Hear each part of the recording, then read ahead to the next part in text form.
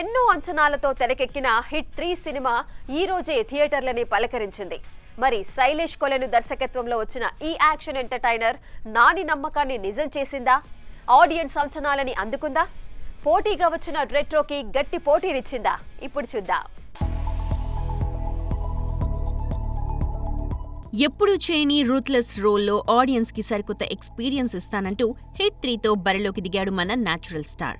అయితే ఇదే రోజున రెట్రో కూడా రానుండడంతో నాని ఎలాంటి టాక్ తెచ్చుకుంటాడా అన్న ఆసక్తి అందరిలో కనిపించింది. ఇక కథలోకి వెళ్తే అర్జున్ సర్కార్ 100 మంది అమాయకులు చచ్చినా పర్లేదు కానీ ఒక్క క్రిమినల్ మాత్రం బతకూడదు అనుకునే రూత్లెస్ కాప్. తన చేతికి దొరికిన క్రిమినల్స్ కు నరకం చూపిస్తుంటాడు అర్జున్. ఈ క్రమంలో ఒకడు వరుసగా హత్యలు చేస్తూ పోలీసులకు సవాల్ విసురుతుంటాడు. అలాంటి కేసులోకి అర్జున్ సర్కార్ వస్తాడు. ఇక ఎప్పట్లానే తన లాఠీకి పని చెప్తాడు అర్జున్. అసలు ఆ సైకో కిల్లర్ ఎవరు? అతని మోటో ఏంటి? ఎందుకిలా హత్యలు చేస్తున్నాడు అనేది మిగిలిన కథ. నిజానికి హిట్ ఫ్రాంచైజ్లో వచ్చిన రెండో సినిమా చివరిలో అర్జున్ సర్కార్ ఎంట్రీ ఉంటుందని ముందే హింట్ ఇచ్చారు. ఈ పార్ట్ కూడా దాదాపు అక్కడి నుంచే మొదలవుతుంది. అర్జున్ సర్కార్ జైలుకు వెళ్లడం, అక్కడ ఒక ఖైదీకి తన కథ చెప్పడం మొదలు పెట్టడంతో సినిమా మొదలవుతుంది. అక్కడి నుంచి ఎక్కడా గ్యాప్ లేకుండా కథనం ఎస్టాబ్లిష్ చేసే ప్రయత్నం చేశాడు శైలేష్. గ్యాప్ లేకుండా చూసుకున్నాడు కానీ ఎందుకో సినిమా మొదలైనప్పటి నుంచి ఫస్ట్ హాఫ్ కొంత సాగదీస్తున్నాడన్నే అనిపిస్తుంది. హీరోయిన్ ఎంట్రీతో ఇదో అందమైన ప్రేమ కథగా మారింది అనుకుంటున్న సమయంలో కథ ఒక్కసారిగా యూ టర్న్ తీసుకుంటుంది. ఇక సెకండ్ హాఫ్ సైకో బ్యాచ్ ను అంతమొందించడమే ప్రధానంగా సాగింది. ఆ క్రమంలో అర్జున్ సర్కారు ఊచకోతకు అంతు లేకుండా పోయింది.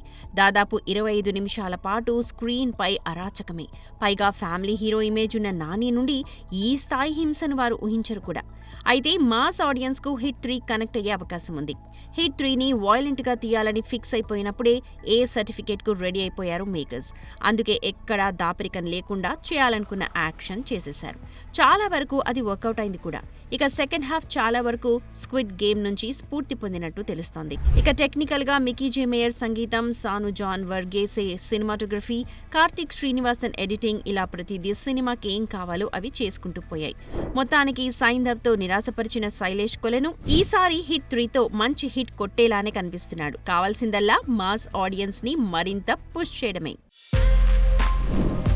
For more videos like this, subscribe Big TV channel.